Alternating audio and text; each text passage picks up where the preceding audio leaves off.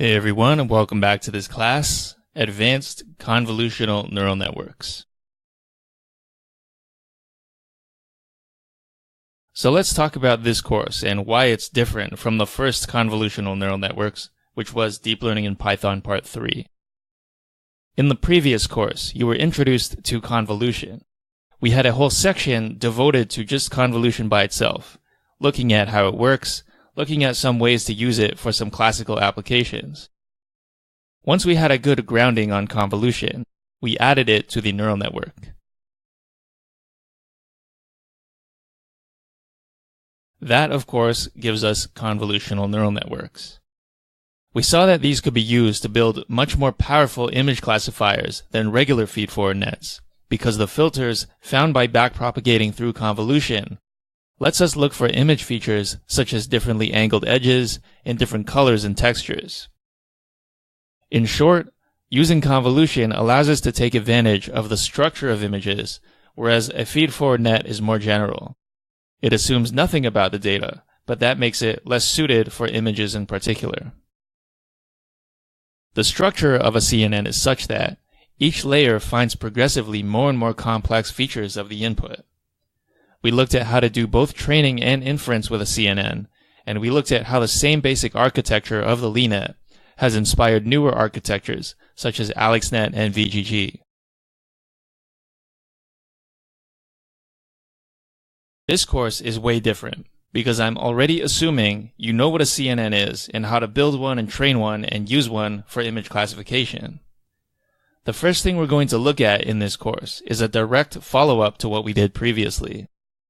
Now that we have an understanding of the basic CNN architecture, what are some more complex architectures that don't follow the same pattern?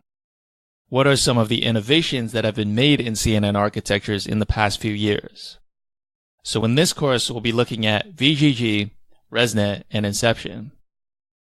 These three are the foundation of pretty much every state-of-the-art computer vision system these days. But this isn't just a course about building more and more CNNs. That's just a tiny part of this whole course. The real reason we want to look at these concepts is because understanding them is the key to understanding more complex systems.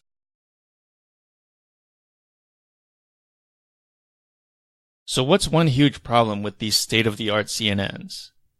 One comment I hear a lot is that neural networks take an extremely long time to train, even if you use a GPU. That was the case even in my old course with 3 and 5 layer neural networks. In this course, we'll be looking at 50-layer neural nets. Well, luckily, deep learning researchers these days are committed to openness. And so what is pretty cool about this industry is that we have an unprecedented connection between state-of-the-art research and the average Joe. No such thing exists elsewhere. If you look at finance, biology, medicine, physics, pretty much any other field, they are very hard to get into, and it's pretty much impossible for you to do something like, say, build a state-of-the-art particle accelerator in your bedroom. But deep learning is special. Researchers have done us a great service by sharing their state-of-the-art code and pre-trained neural network weights. In other words, there is pretty much zero training that needs to be done. What I'll show you in this course is something very cool that builds off this idea. This is called transfer learning. What we're going to do is take an existing pre-trained neural network, do some fine-tuning, and make that state-of-the-art neural network work for completely new problems. So for example, you could take a state-of-the-art inception network and use it on a dataset that it's never seen before. And it takes less time to train than in previous courses because we make use of transfer learning. That is pretty amazing. One thing we didn't get into in the previous CNN course was what are some practical systems that involve CNNs. We touched on this in Deep Learning Part 8, GANs and variational autoencoders. We saw that CNNs can be used not only to classify images, but to generate them too.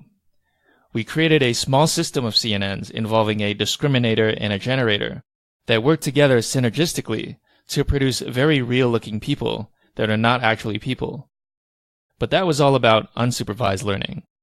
In this course, we're going back to supervised learning, but looking at much bigger and much more complex systems that involve CNNs.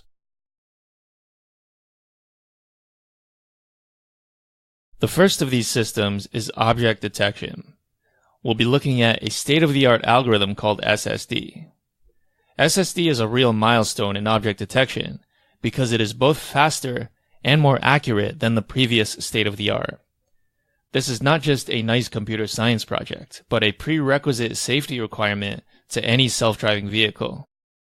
You can imagine that if cars are going to be driving around safely, they need to be able to recognize all the objects around it, and they need to do it fast.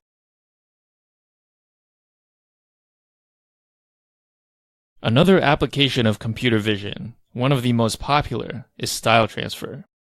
This is where you take one image, which we call the content, and another image, which we call the style, and we combine them together. The final image has the content of one image, but the style of another. It's as if you hired a painter to paint a skyline, but to do it using the style of Starry Night. You can imagine that this would take a real human painter some time, whereas a neural network can do it within seconds and it looks great. So the main theme of this course is that in previous courses, we looked at what goes inside the neural network, specifically CNNs. In this course, we take one step outward. Now we are outside the neural network, we want to ask, what can we do with these CNNs? What systems can contain neural networks, and how can we use our knowledge about neural networks to make them better? Thanks for listening, and I'll see you in the next lecture.